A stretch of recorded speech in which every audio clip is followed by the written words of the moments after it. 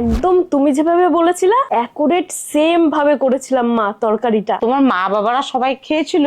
মারা তো খেয়ে পুরো মুগ্ধ। প্রথমে শিলনোড়ায় ভেজানো মসুরির ডাল, চিংড়ি, কাঁচা লঙ্কা, সামান্য নুন আর লেবুর রস চিপে মিহি করে বাটো।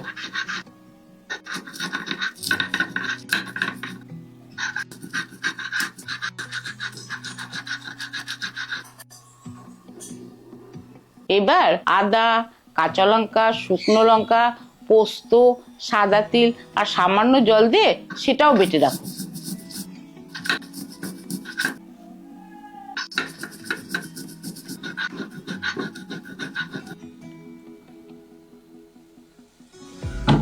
ঝিঙে আর আলু একটু লম্বা লম্বা করে কাটো।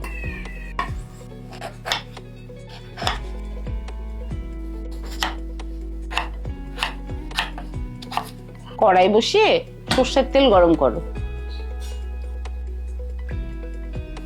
ফোড়নে দাও শুকনো লঙ্কা আর কালো জিরে।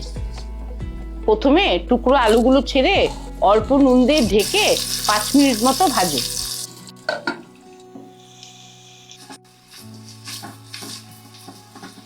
এবার ঝিঙেগুলো দিয়ে আলুর সাথে আরো 2 মিনিট মতো ভেজে নাও।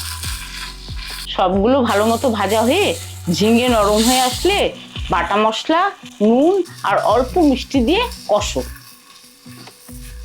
মশলা থেকে তেল ছাড়লে 1 বাটি মতো জল আর ডাল চিংড়ি বাটাটা ছোট ছোট বড়ার আকারে ঝোলের উপর একটু ফাঁকা ফাঁকা করে বসিয়ে ঢেকে দাও। 10 মিনিট পর ঢাকনা খুলে বড়াগুলো জমে গেলে হালকা হাতে নেড়ে চেড়ে ফোটাও।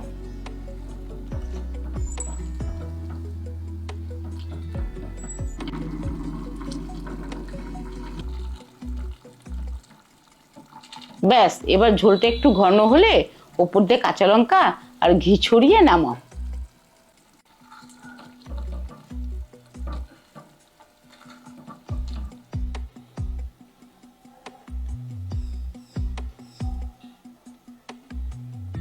এই তরকারিটা গরম গরম ভাতের সাথে একবার খেলে কথা দিচ্ছি সবার ভালো লাগবেই লাগবে।